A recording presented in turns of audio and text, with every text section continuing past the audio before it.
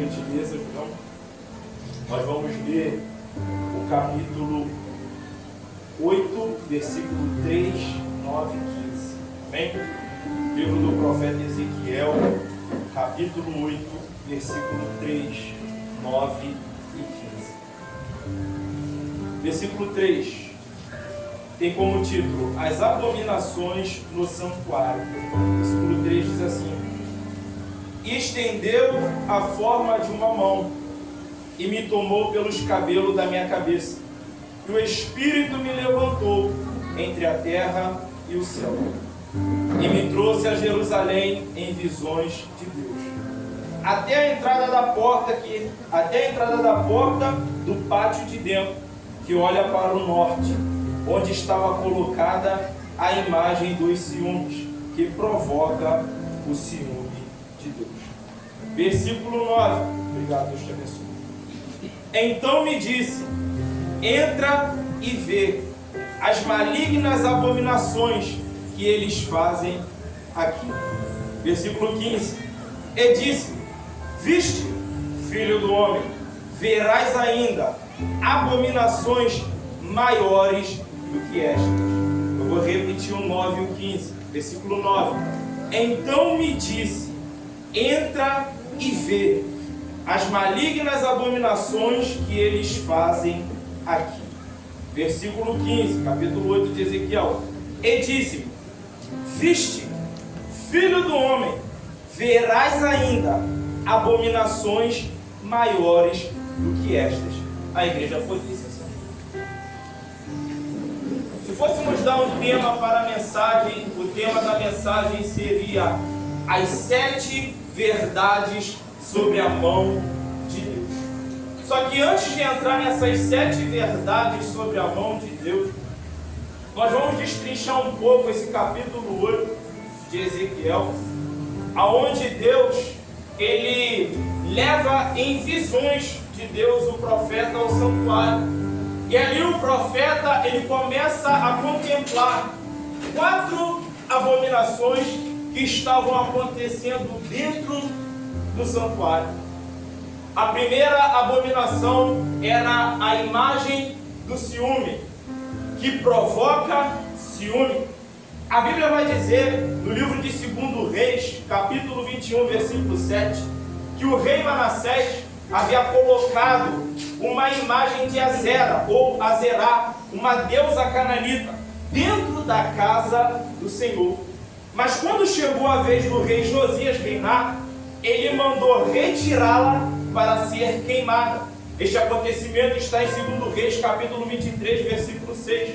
Com base nisso, alguns estudiosos e alguns comentaristas bíblicos acreditam que esta imagem que provoca ciúmes, sendo relatada pelo profeta Ezequiel no capítulo 8, é esta imagem de Azera, a deusa cananita. Mas isso é uma tese e não uma verdade bíblica. Quem entendeu, diga amém.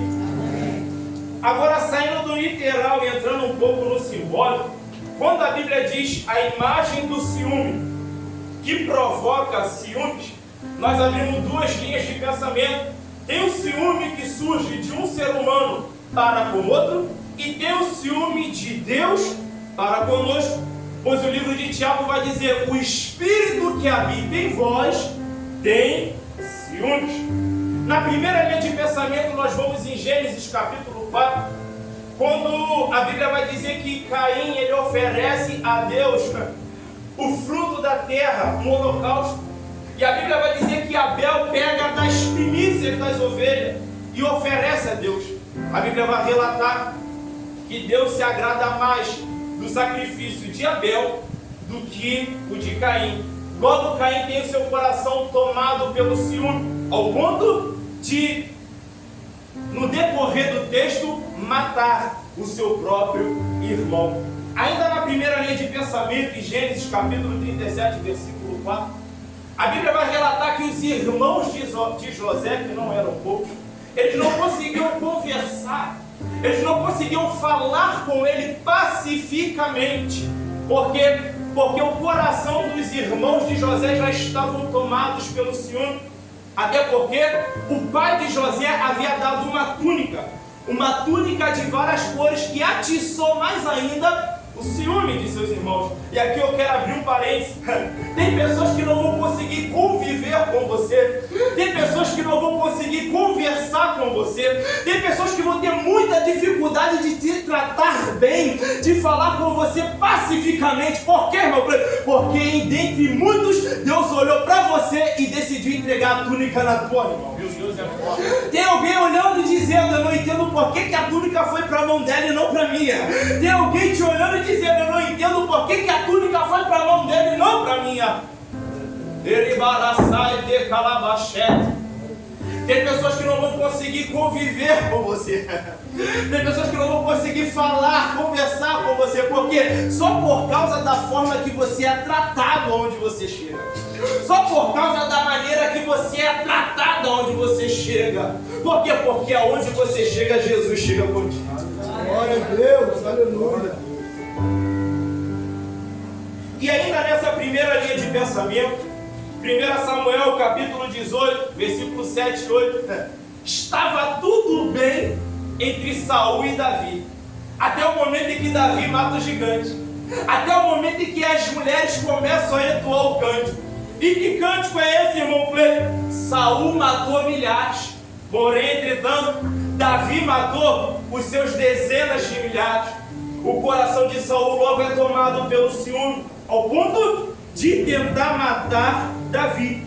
Mas conhecemos a história e sabemos que ele não conseguiu. Segunda linha de pensamento: o ciúme de Deus para comigo, o ciúme de Deus para contigo. Deixa eu liberar uma verdade que constantemente é pregada aqui nesse altar. Eu não sei se você tem atentado para isso. Deus não aceita dividir você com as coisas mundanas. Quem caminha com Deus, quem se esforça para se alinhar com a palavra, em algumas situações que surgem, tem a audácia de dizer: eu não merecia estar passando por isso, eu não aceito isso. Deixa eu abrir um parênteses aqui. Quem sou eu? Quem é você para dizer que não merecia estar passando por isso?